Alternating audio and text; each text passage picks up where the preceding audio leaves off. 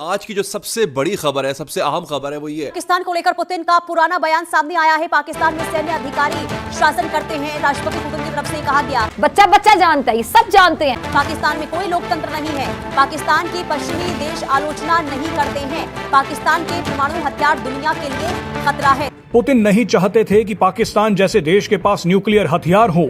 वो इस मुद्दे पर पश्चिमी देशों के साथ खुली चर्चा करने के लिए भी तैयार थी।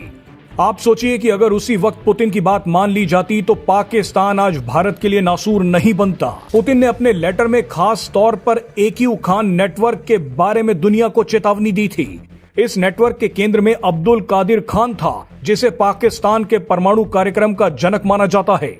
अब्दुल कादिर खान ने न केवल सीक्रेट डॉक्यूमेंट्स चोरी करके पाकिस्तान के परमाणु हथियार बनाए, बल्कि इसी के साथ न्यूक्लियर टेक्नोलॉजी ईरान, उत्तर कोरिया और लीबिया जैसे देशों को भी बेच दी।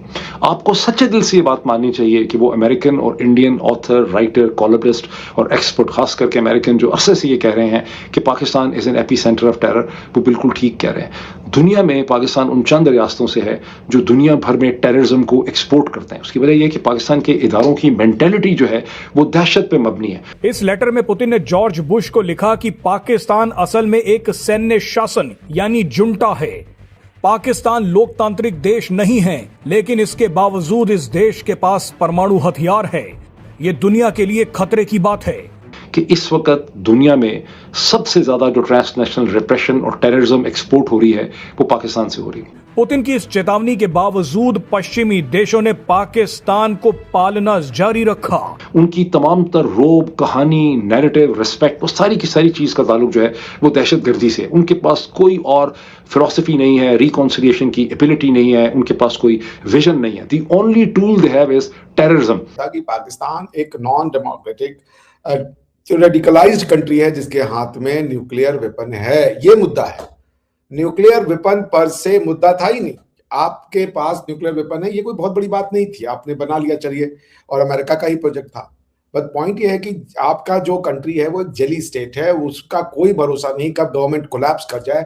गवर्नमेंट नाम की चीज वैसे भी नहीं है, लोगों का पॉलिटिकल डिस्पेंसेशन में भरोसा तो टेररिज्म ही करते हैं। पाकिस्तान के अंदर भी टेररिज्म की भी है, पाकिस्तान के एक कोने से दूसरे कोने में दहशतगर्दी की भी है, और अब दुनिया भर में अपनी टेररिज्म को एक्सपोर्ट कर रहे हैं। लेकिन एक और वाकया हुआ है, ये वाकया आपको बताएगा कि ये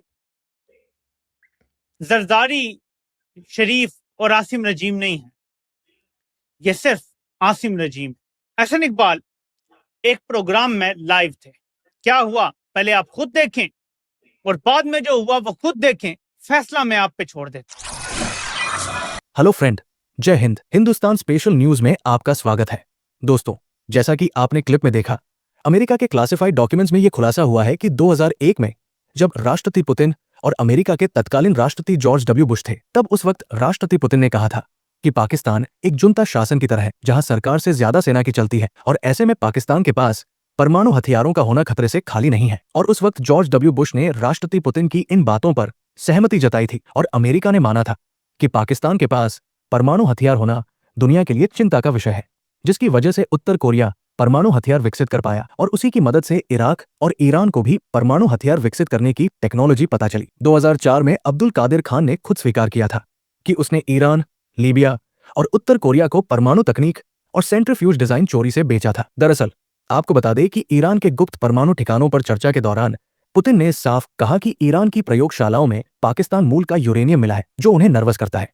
जॉर्ज W. बुश ने भी माना कि ये बात अमेरिका को भी परेशान करती है, लेकिन इसके बावजूद दुनिया पाकिस्तान को गंभीरता से नहीं लेती। आज ये स्थिति और ज्यादा चिंताजनक हो गई है, क्योंकि पाकिस्तान में चीफ ऑफ डिफेंस फोर्सेस बनने के बाद पाकिस्तान के परमाणु हथियारों का नियंत्रण आसिम मुनीर के पास है, और आसिम मुनीर किसी कट्टरपंथी से कम नहीं है। हाल ही में आसिम मुनीर ने कहा था कि ऑपरेशन सिंदूर के दौरान उसने अल्लाह की मदद को अपनी आंखों से खुद आते हुए देखा था। तो चलिए इसी पर आगे इस वीडियो को देखते हैं।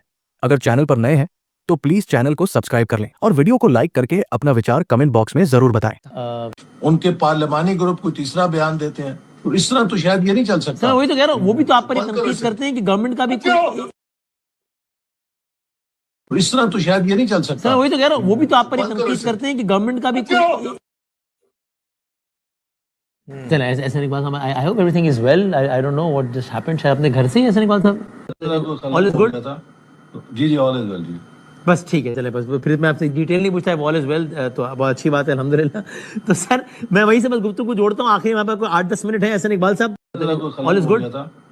जी जी, ऑल इज वेल जी। बस ठीक है, चले बस फिर मैं आपसे डिटेल नहीं पूछता। एहसान इकबाल वापस आ जाता है और कहता है कि ऑल इज वेल। बाद में एहसान इकबाल ने बताया है, कुछ लोगों से राब्ता हुआ जब उनका, कि जी फैमिली की गैदरिंग हुई हुई थी और बच्चे अंदर आ गए थे, मेरे बेटे की आवाज थी, ये कहते हैं एहसान इकबाल, जो लोगों ने बताया है। फैसला आप कर लें कि बंद करो इसे। और ये क्या हो गया, बंद करो इसे, बेटा आके लाइव प्रोग्राम के दौरान कह रहा है। ये एहसान इकबाल का इस्तदलाल है। अता तारड़ भी आ गया है मैदान में और वो कहता है जी बिल्कुल ऐसे ही हुआ है। मैं सिर्फ इतना कहूंगा, वो कहते हैं हमारी जुबान में कि याना गल करे स्याना क्यास करे। मैं सिर्फ इतना इशारा करूंगा कि खुदारा इसको समझें, ये जरदारी शरीफ आसिम रजीम नहीं है, ये सिर्फ आसिम रजीम है। ये जो बैठे हुए हैं इतना बढ़ चढ़ के बोलते हैं, यकीन माने कि इनको डंडा दिया गया है, इतना डराया गया है कि आप तसव्वुर नहीं कर सकते। बस इतनी बात को काफी समझे, बल्कि काफी से ज्यादा समझे। आप बड़े छोटे आदमी होंगे, आप बड़े मसनूई आदमी होंगे, अगर आपके अंदर इतनी इखलाकी मॉरल जुर्रत नहीं है कि आप जगह जगह खड़े होकर पाकिस्तानियों के सामने, लोगों के सामने बताएं कि Pakistan is the biggest AP centre of terror, जहां से टेररिज्म एमिनेट करता है और वो पूरी दुनिया को इफेक्ट कर रहा है। और अब वो टेररिज्म बरतानिया, अमेरिका में देखें ना, अमेरिका में लोगों की तस्वीरें खींचते हैं, नादा से उनके घर वालों के रिकॉर्ड निकालते हैं। अभी चंद दिन पहले एक खातून के भाई को पकड़ लिया, उनके रिश्तेदारों को उठा लेते हैं, उनको वॉर्न करते हैं, उनसे माफिया मंगवाते हैं। तो वो transnational repression and transnational terrorism है जो मुसलसल पाकिस्तान से हो रही है। लेकिन पाकिस्तान की मोहब्बत में मर जाते हैं कि पाकिस्तान का नाम, तो हम पाकिस्तान की बात नहीं करेंगे जब तक आप अपने इस फियर को और हिचकिचाहट को क्रॉस नहीं करेंगे।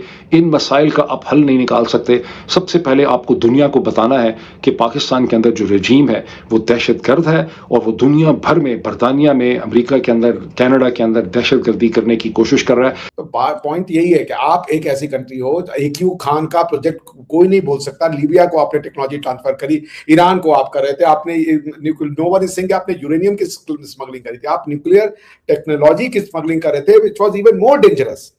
तो आपकी क्रेडिबिलिटी की बात है आरजू जी, जो समाज आपने बनाई, अरे ऐसा समाज बनाइए कि भारत के पास न्यूक्लियर वेपन है, कोई ये सोच करके रातों की नींद नहीं खोता। No one have sleepless nights because India has a nuclear weapon. Pakistan के पास है तो दुनिया की हालत खराब हो जाती है। सर दुनिया की हालत खराब नहीं है सर, नींदें भी सिर्फ आप ही लोगों की उड़ी हुई है। बाकी तो कोई कंट्री हमें इस किस्म की बात नहीं कहता कि हमारे पास न्यूक्लियर वेपन है तो हम कोई खतरनाक हो गए।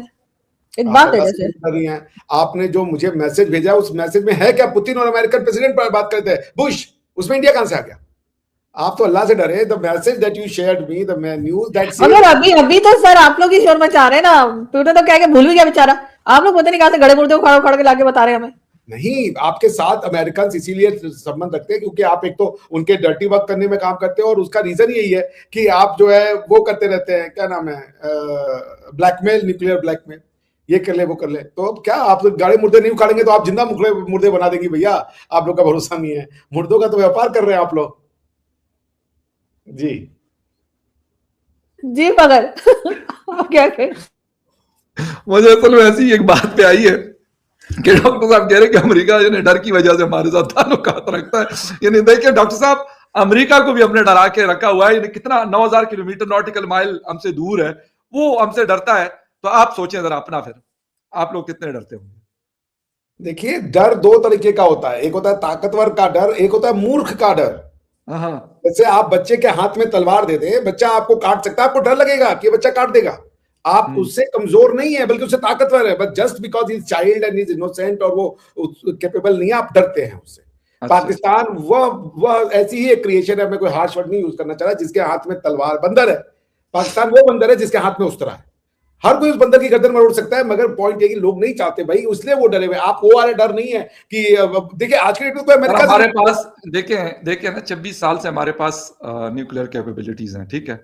1945 अगस्त में पहला न्यूक्लियर बॉम्ब जो है किसने इस्तेमाल किया था सर? अमेरिका ने किया था। तो उसने इस्तेमाल किया था। और अब आप लोग की दिक्कत ये है यार, आप क्या था ना सर वो मतलब वो तो पाकिस्तान का नामो निशान भी नहीं था, उसके 2 साल बाद पाकिस्तान बना था। कितने लोगों ने मारे अमेरिका ने न्यूक्लियर बम से, और कितने ज्यादा पाकिस्तान ने मार दिए 4-5 जो वॉर करके। आप कितने लोगों को मार चुके हैं वॉर ऑन टेरर के नाम पे? आप कितने लोगों को मार चुके हैं इस्लामिक जिहाद के नाम पे? ऐसे होगा क्या? मेरी नंबर बात सुने, मेरी बात सुने। नहीं नहीं नहीं, अब आ जाते हैं। चले 1947 का कैलकुलेशन कर दें सर, 2 वर्ल्ड वार का सर, 2 वर्ल्ड वार जो है, तो मैं वही कह रहा हूँ, 1939 to 1945। सरकार मेरे, हुजूर मेरे, आप कुछ भी कहते, किसने यूज किया? अरे उसके परिप्रेक्ष्य थे उस न्यूक्लियर वॉर के। सुन लीजिए इसको, मेरी बात को, न्यूक्लियर वॉर का पर्पस मारना नहीं था बल्कि बचाना था, कि इतना मार दो कि अब आगे ना मारे वो। आप न्यूक्लियर वॉर देखिए, आप पूरे के पूरे शहर जो है जमीन बोस कर दे, क्या बात है। 15 सेकंड दे दें, 15 सेकंड दे दें, 1.5 मिनट लेने सर मेरी तरफ। 15 सेकंड दे, बाकी आपकी समझ की बात है। आप न्यूक्लियर वेपन चलाओगे मारने के लिए, आपका एक पर्पस है, वांटेड किलिंग, मार दो, ये हिंदू है, ये क्रिश्चियन है, जूस है, यहूदी है, सब मार दो, सिर्फ मुसलमान नहीं। अमेरिका ने तो वहां पे उनको पैदा करने के लिए मारा था ना, सुन तो लेना, जापान को। अमेरिका ने जो जापान पे चलाया था वो जापान के लोगों को मारने के लिए नहीं चलाया था, जापान से उन्होंने सरेंडर करवाने के लिए। वरना अगर उनका पर्पस मारना होता तो वो 10 और न्यूक्लियर बम मार देते। The very moment Japan said कि हम सरेंडर कर रहे हैं, खेल खत्म हो गया वहां पे। उसके बाद दो सिटीज पे मारा था, और आप कह रहे हैं कि मतलब अब अगर ये जापानीज सुन यकीन करें वो तो आपको सू कर देंगे क्या? मतलब इस तरह की बात करें, हमें मतलब हमें गाजर मूली की तरह काट के, और आप कहते हैं कि आप ले आइए कोर्ट ऑफ लॉ में, क्या सू करेगा? मैं कह रहा हूं इतना किधर, मतलब मैं फिरता रहूं, आजकल वैसे ही बाहर जाने में पाबंदी लगी हुई है, तो वीजा भी नहीं है मेरे पास, वरना मैं चला जाता, यकीन करें वापस भी नहीं आना था। आज तक भारत ने आपके ऊपर कभी हमला किया है? किसी देश ने आपके ऊपर हमला किया है? सर भारत ने अभी 6 मई 2025 को तो किया है। वाह वाह वाह वाह वाह वाह वाह। अभी उसी दिन आप पढ़ रहे थे कि सेल्फ डिफेंस में आर्म्ड अटैक चाहिए होता है, आर्म्ड अटैक डायरेक्ट हो सकता है, आप उस दिन भी गलत बता रहे थे। तो आप लोग पढ़ के भी नहीं समझ पा रहे तो कैसे बात होगी? मैंने आपको कहा इंडिया ने सेल्फ डिफेंस में अटैक किया था, लेकिन सर अफगानिस्तान तो अटैक कर रहे हैं ना हमारे ऊपर डेली, वो रोज बने हो, मार रहे हो, काट रहे हो, समझ में नहीं आ रहा है क्यों? लेकिन सर न्यूक्लियर वेपन तो हमने कभी नहीं चलाया। हाँ, हम कहते हैं हमने पाव के बना रखे सर, आप लोग वही सुन के घबरा जाते हैं सर। हम चलाने की बनाने के बाद देखिए, न्यूक्लियर वेपन से आप क्या पाते हैं? भारत को हराना ही चाहते ना। न्यूक्लियर वेपन बनाने के बाद से आपको यह पता था कि अगर आपके पास न्यूक्लियर वेपन, अगर आपको ये पता होता इंडिया के पास नहीं है, मैं लिखित में दे रहा हूं, आप चला देते। लिखित में दे रहा हूं मैं, आपकी इसलिए फट जाती है क्योंकि आपको पता है कि उसका रिस्पॉन्स इतना भयंकर आएगा। फट जाती है मतलब दिल फट जाता है, कलेजा फट जाता है आपका दुख से, तो वो वाला फटने की बात करो।